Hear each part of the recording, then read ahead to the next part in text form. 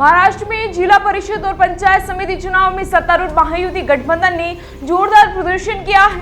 नमस्कार, राम साहब, मैं रेणुका चौधरी और आप देख रहे हैं द इंडिया बुक। जैसे ही महाराष्ट्र के जिला परिषद और पंचायत समिति चुनाव के नतीजे सामने आए, राजनीति के गलियारों में एक ही बात गूंजने लगी कि महायुति पार्टी कितनी तेजी से हिट हो रही है। 2024 के विधानसभा चुनाव के बाद से बीजेपी के नेतृत्व वाले महायुति ने एक के बाद एक चुनाव में जीत का सिलसिला बनाकर महाराष्ट्र की राजनीति में अपनी पकड़ को शहर से गांव तक फैला दिया।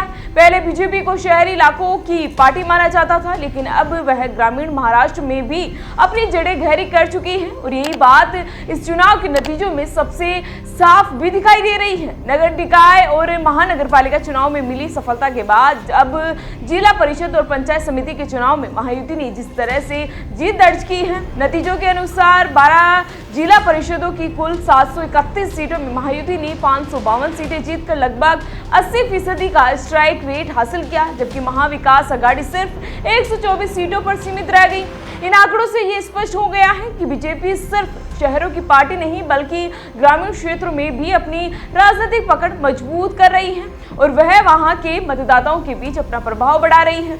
बता दें कि इस चुनाव में बीजेपी सबसे बड़ी पार्टी बनकर उभरी है और एनसीपी के अजित पवार गुट दूसरे नंबर पर रहा, जबकि कांग्रेस और शरद पवार के एनसीपी के लिए ये नतीजे चुनौती बनकर भी सामने आए हैं। खासकर कांग्रेस के लिए जिला परिषद चुनाव का हारना एक बड़ा झटका भी माना जा रहा है, क्योंकि ग्रामीण महाराष्ट्र में कांग्रेस और एनसीपी को लंबे समय से मजबूत माना जा रहा है। लेकिन इस बार के नतीजे ये संकेत दे रहे हैं कि ग्रामीण इलाकों में भी राजनीतिक जमीन अब खिसकती नजर आ रही है और कांग्रेस एनसीपी को अपनी रणनीति पर पुनर्विचार करना भी पड़ सकता है। इसी बीच महाराष्ट्र के मुख्यमंत्री देवेंद्र फडणवीस ने नतीजों पर खुशी जताते हुए कहा कि 12 में से 12 जिला परिषदों में महायुति को सत्ता मिलेगी और भाजपा सबसे बड़े दल के रूप में उभरी है, चाहे जिला परिषद हो या पंचायत समिति। सुनिए वीडियो।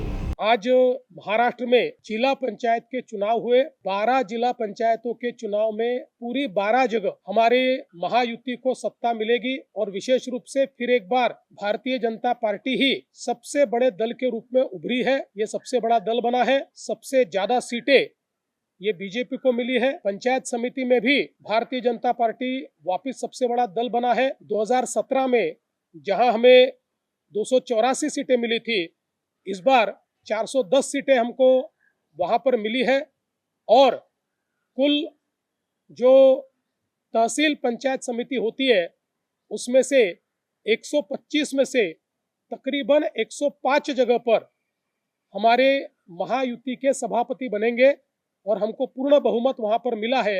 इस प्रकार से महाराष्ट्र के ग्रामीण भागों में लोगों ने फिर एक बार भारतीय जनता पार्टी महायुति पर, हमारी सरकार पर, हमारे प्रधानमंत्री जी पर पूर्ण विश्वास जताया है। मैं जनता का बहुत बहुत आभार व्यक्त करता हूं।